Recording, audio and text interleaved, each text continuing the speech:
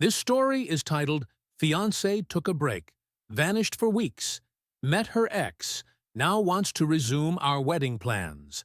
I'm ready to walk away. Hello everyone. Before we dive into today's video, I need a quick favor from you. We've noticed that our channel has been losing momentum recently, and subscribing is one of the best ways you can support us.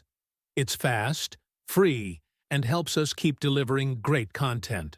Your support truly means a lot to us, so let's keep growing this channel together. Thanks a lot. Now, let's get into the video. Hey everyone, I'm not typically the type of person to post something like this, but things have been so strange lately that I just have to share it. Maybe someone out there has gone through something similar and can offer some advice, or at least reassure me that I'm not crazy. So, here's the situation. My fiancée, Lily, 27, and I, 29, have been together for 3 years. She's intelligent, funny, and has this unique way of making you feel like you're the only person in the room. Last year, I proposed, and we started planning a summer wedding. Everything seemed to be going well. At least, that's what I thought. Then one day, Lily told me she was going to her hometown to visit her sister. Lily is very close to her family, and she hadn't been there in a while, so it didn't seem unusual.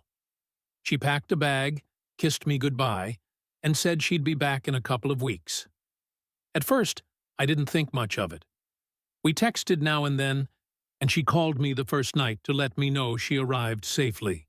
But the following day, something felt off. Just let me know what's going on. She promised we'd talk soon, but the whole situation felt strange. The conversation ended awkwardly, and I was left sitting there wondering, what just happened?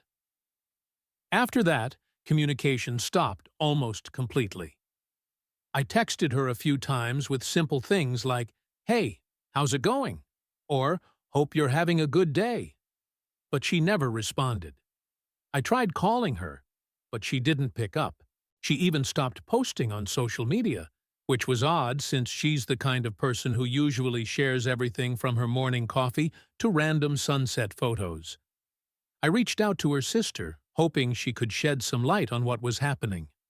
Her sister responded with a brief, "Haven't seen her much. Sorry," which didn't help at all. It felt like everyone was shutting me out. At that point, I was losing sleep over it. My friends tried to reassure me, saying she was probably just taking a break. But that didn't sit right with me. This wasn't like her. She wasn't the type to just go silent, especially not on me. The strangest part was how sudden it all felt. Just a week before she left, we were picking out flower arrangements. There hadn't been any major arguments or signs of trouble. I kept going over every conversation we'd had, trying to figure out if I had missed something, but everything seemed fine until it wasn't. I tried to give her the benefit of the doubt. Maybe she really did need some time alone, or was going through something she didn't know how to talk about. But as days turned into weeks, my patience began to wear thin. If something was wrong, why couldn't she just tell me? That's when I started doubting everything. Was she really staying with her sister? What if there was something, or someone else, going on? I hated thinking like that, but the lack of answers was driving me crazy. I spent countless nights staring at my phone, hoping for a text or missed call that never came. Each day that passed felt heavier than the last. I tried distracting myself with work and friends, but nothing helped. I felt like my whole world was stuck on pause. After a couple of weeks without hearing from Lily, I finally decided I couldn't take it anymore. How much space does one person need? If she wasn't going to tell me what was going on, I would find out for myself. I packed an overnight bag, fueled up my car, and drove to her hometown. It wasn't a short drive, but I had plenty of time to mentally prepare for whatever awkward or uncomfortable conversation awaited me. I kept telling myself, maybe she's just stressed. Maybe it's not that bad. But deep down, I felt like things were about to get strange. When I arrived at her parents' house, where I assumed she was staying, my heart was racing. I knocked on the door, and for a moment, I thought no one was home. Then Lily opened it. The look on her face said it all. She wasn't expecting me.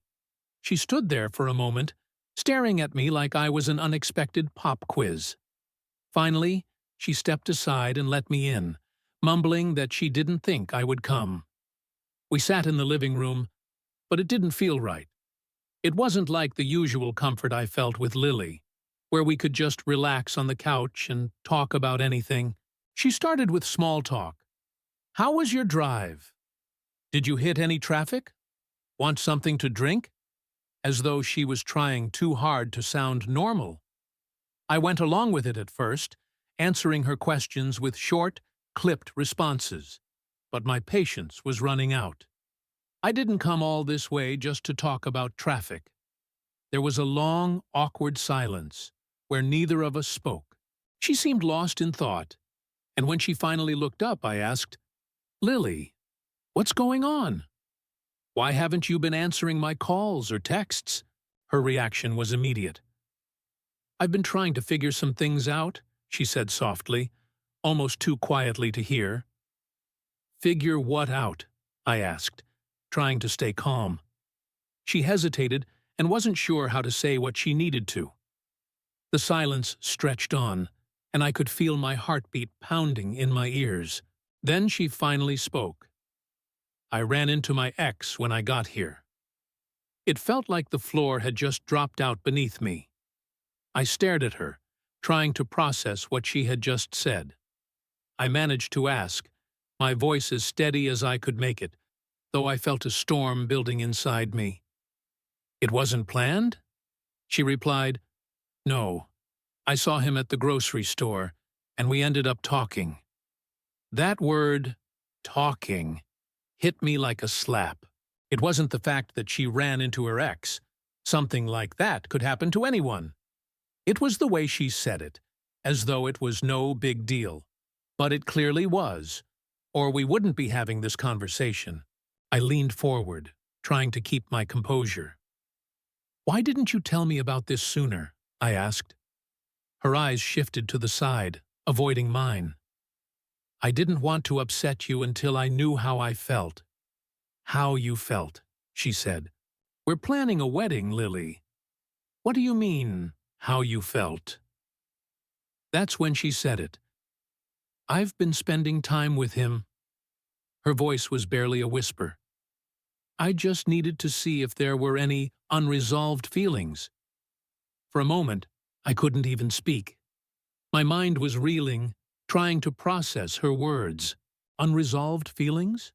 We were supposed to be getting married, and she's out here playing emotional hopscotch with her ex? "I just needed to know for sure," she said. "I didn't want to go into our marriage with any doubts." I felt my chest tighten, my hands balling into fists.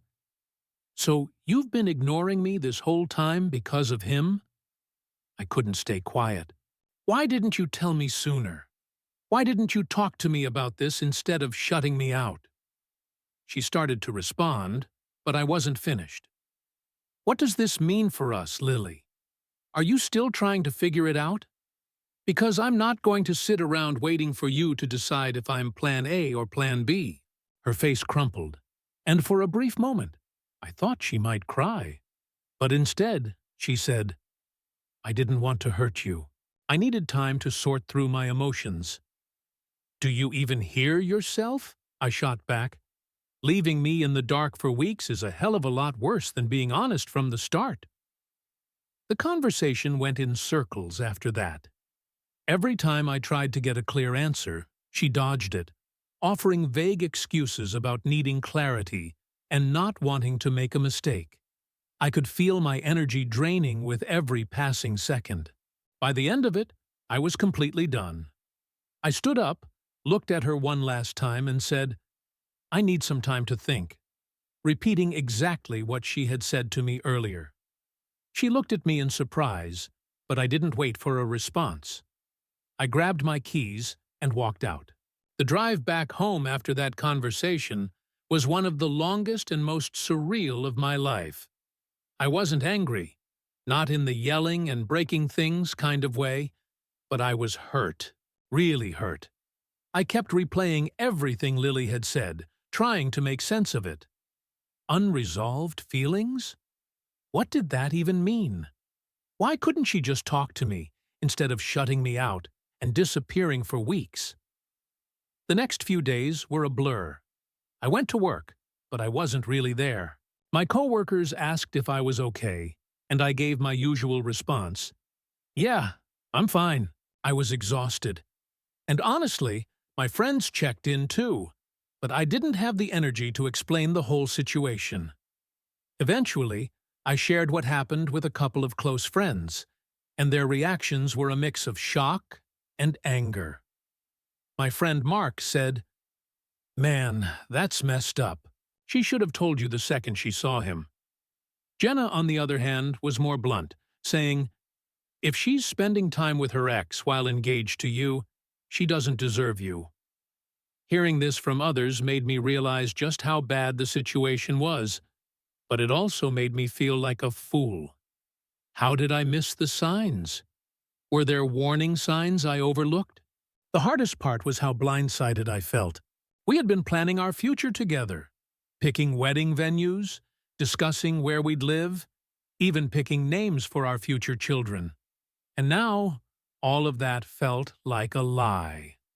I started scrolling through our text messages, trying to find something that might explain her sudden behavior, but nothing stood out.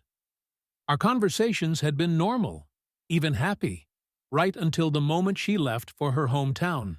It was as though she flipped a switch the second she saw her ex. One night, I decided to message her sister. I wasn't trying to drag her into the middle of this, but I needed some answers. Her response was brief and vague. "I think Lily's just going through something. She'll figure it out." Figure it out? What was there to figure out? We were supposed to be partners, and now I had no idea what was going on. A week later, I got a text from Lily. It wasn't an apology or an explanation, just a casual, "Hey, how are you?" Like everything was fine. I didn't reply. I couldn't. What was I supposed to say? "Oh, hey, I'm great. Thanks for ignoring me while you hung out with your ex?" The silence between us grew louder with every passing day. I felt more distant from her and more certain that whatever we had was falling apart. I began questioning if I even wanted to fix it. Could I forgive her? Could I trust her again? At the same time, I felt stuck. We'd built a life together, or at least we were supposed to. Breaking up wasn't just about ending a relationship. It meant unraveling everything we'd planned and starting over from nothing. The thought of that was terrifying, but the alternative was pretending everything was fine, when it clearly wasn't. That wasn't an option. I started thinking about what I wanted and what I deserved. I realized I couldn't stay with someone who didn't respect me enough to be honest. I couldn't marry someone who thought it was okay to put me on hold while figuring out their feelings for someone else. By the end of the week, I had made up my mind. If Lily wanted to fix things, she'd have to do a lot more than send me a half-hearted text. Even then, I wasn't sure I'd ever look at her the same way again. I didn't reach out to her, and she didn't follow up after that text. The silence felt like an unspoken agreement that we were done. Honestly, as much as it hurt, it also felt like a relief. I was starting to get used to the silence. It wasn't enjoyable, but at least it gave me time to think. I had made peace with the fact that Lily wasn't coming back, and honestly, I was slowly moving on. I wasn't rushing into anything or trying to distract myself. I was just trying to rebuild a sense of normalcy. Then, like clockwork, she came back. It was a Saturday afternoon, and I was halfway through rewatching a series I didn't even care about. Just something to keep my mind busy. There was a knock at the door, and I assumed it was a delivery or maybe Mark coming over to drag me out of the house. But no, it was Lily. She was standing there, smiling as if nothing had happened. It was like she was delivering cookies to a neighbor. "Hey," she said casually, as if she hadn't disappeared for weeks. I just stood there, trying to figure out if I was imagining things. Uh, hey, I finally said, stepping aside to let her in. She walked in like she owned the place, commenting on how clean everything was. She sat on the couch, patted the cushion next to her, and said, "We need to talk." I was bracing for some heartfelt apology or explanation, but instead, she started talking about our wedding plans. "The venue is still holding our date," she said, as though we had been in constant communication this whole time. "I think we should go with lavender for the table settings. It's timeless, don't you think?" I couldn't believe what I was hearing. I cut her off mid-sentence and said, "Lily, what are you doing here?" She blinked, confused, as if I had asked her why the sky was blue. "I'm here to fix things," she said matter-of-factly. I stared at her for a moment before laughing, sharp and cold. The kind of laugh that says, "Are you serious?" "Fix things?" I repeated, leaning forward.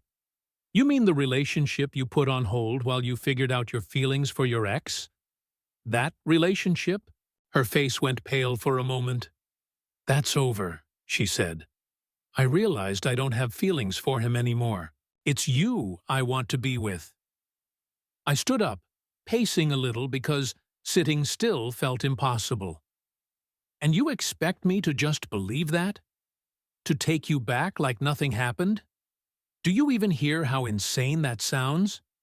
She blinked, clearly not expecting the anger in my voice. "I needed time.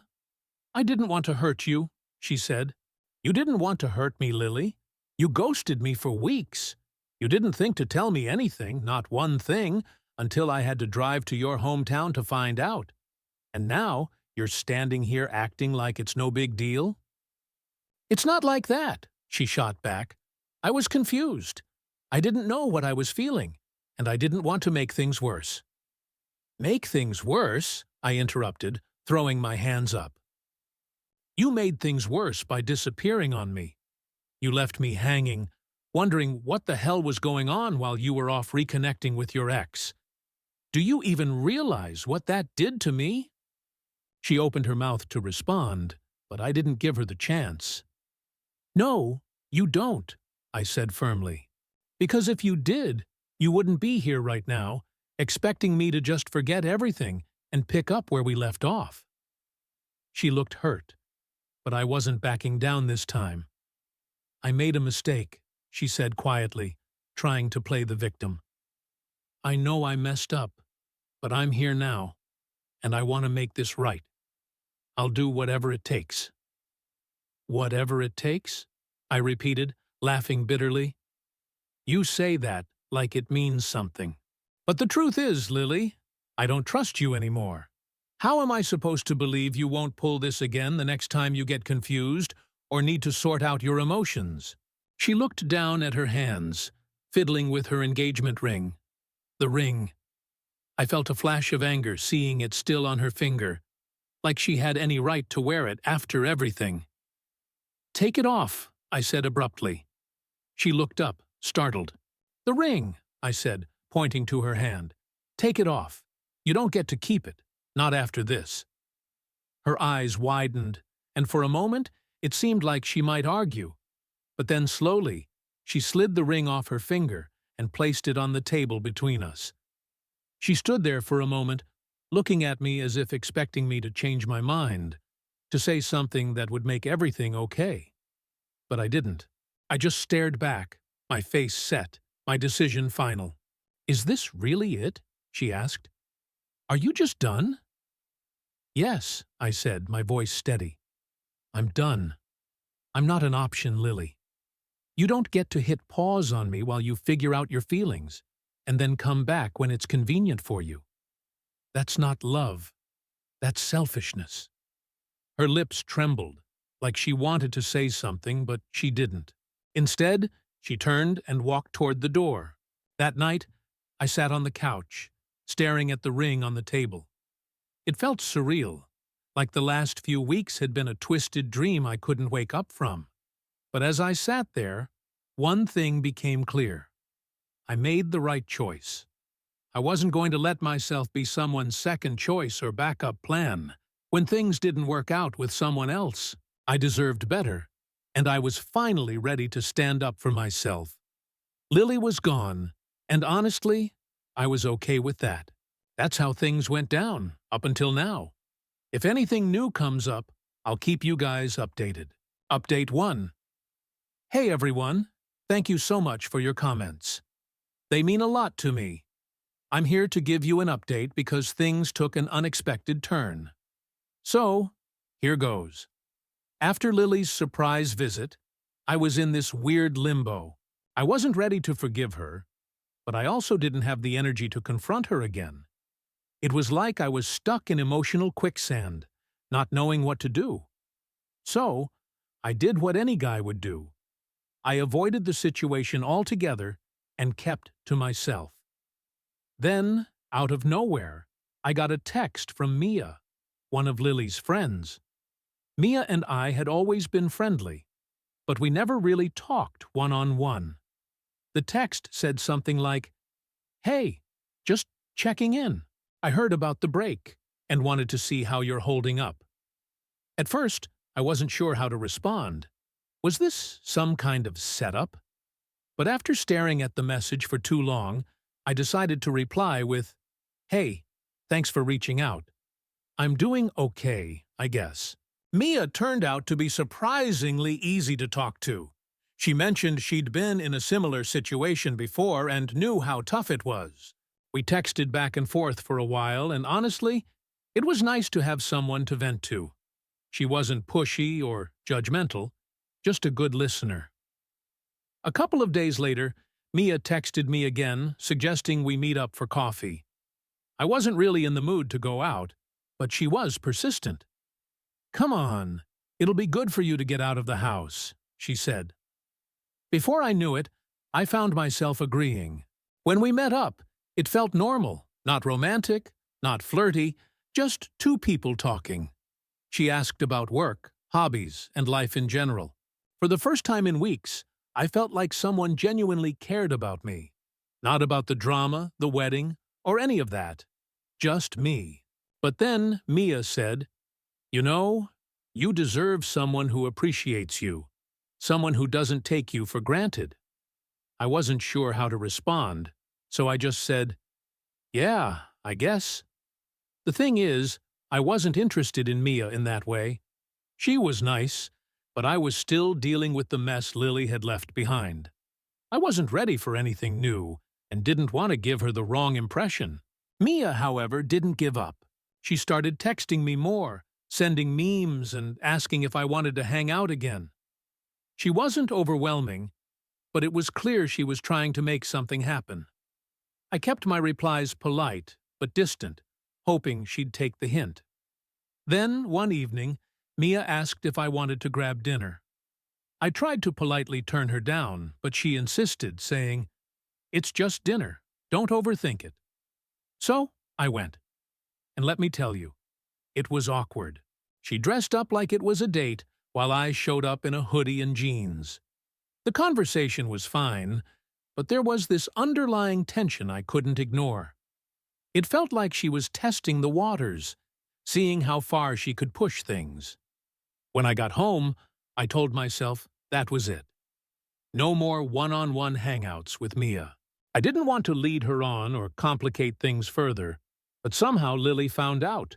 I don't know if Mia told her, if one of their mutual friends blabbed, or if Lily just has some kind of sixth sense for sticking her nose where it doesn't belong. But the next day, there she was, banging on my door like it was an emergency. I opened it, and there she was, fired up and ready to go. "What the hell are you doing?" she demanded, storming past me into the living room. I closed the door behind me, already over it. "Nice to see you too, Lily. What do you want?" She spun around, glaring. "You've been hanging out with Mia, my friend," she said. I crossed my arms, keeping my tone calm but firm. I'm sorry, but what makes you think you have the right to ask me about anything I'm doing? What makes you think? Are you kidding me? She's my friend, she said. This is humiliating. I let out a short laugh and shook my head. Humiliating, Lily? We're done. You don't get to show up here and play the victim. You made your choice when you walked away, so whatever I do now isn't your business. Her face twisted, as if she couldn't believe what she was hearing. So, that's it? You're just moving on? She asked. I shrugged. What did you think was going to happen? That I'd just sit here waiting for you to decide if I'm good enough? I came back because I realized I still love you, she shouted. Too late, I said bluntly.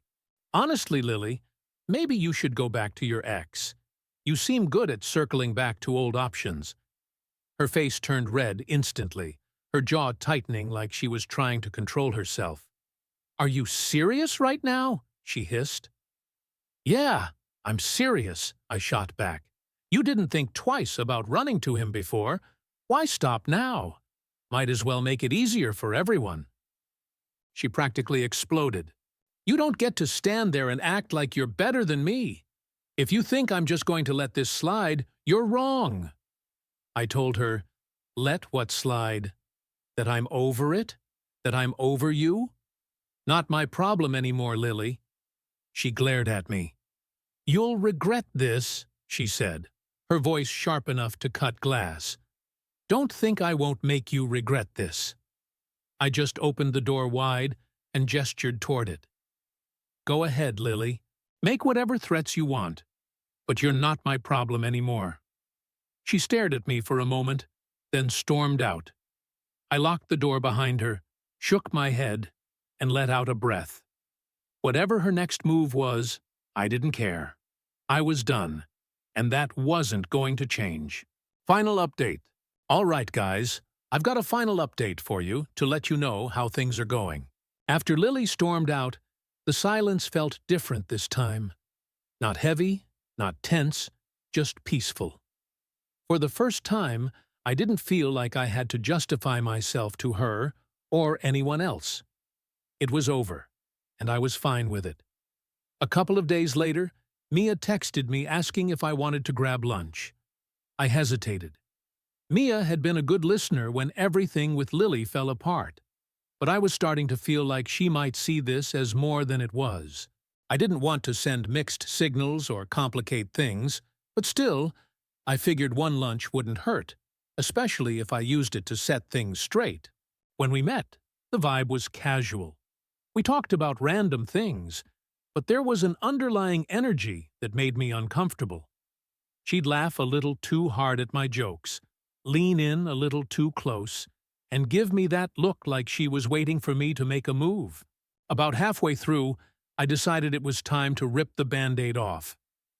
Mia, look, I really appreciate you being there for me lately. It's been a lot, and I'm grateful, but I want to be clear. I'm not looking for anything beyond friendship. Her face fell for a second, but she quickly recovered. Oh yeah, of course, she said, waving it off like it was no big deal. I didn't mean to make it weird. I smiled, relieved she took it well. Thanks. I just didn't want there to be any confusion.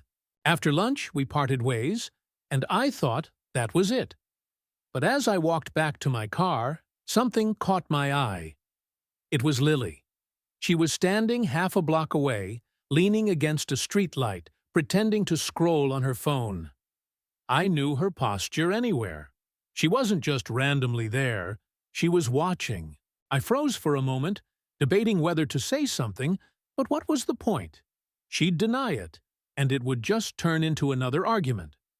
Instead, I got in my car and drove off, pretending I hadn't seen her. Over the next week, I started noticing her more. She wasn't obvious, but she wasn't exactly being discreet either.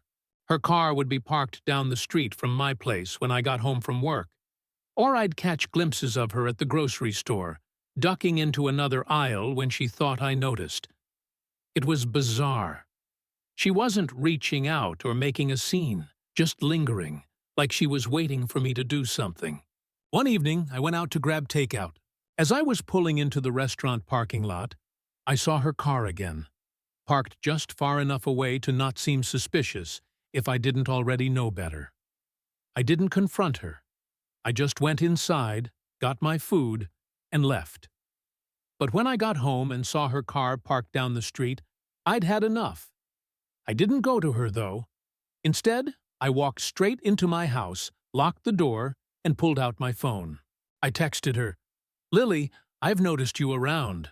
Stop following me. This isn't healthy, and it's not going to change anything." No reply. I didn't expect one, honestly. But the next day, her car was gone. The days after that felt calmer, like the ghost of her presence had finally left. I didn't see her.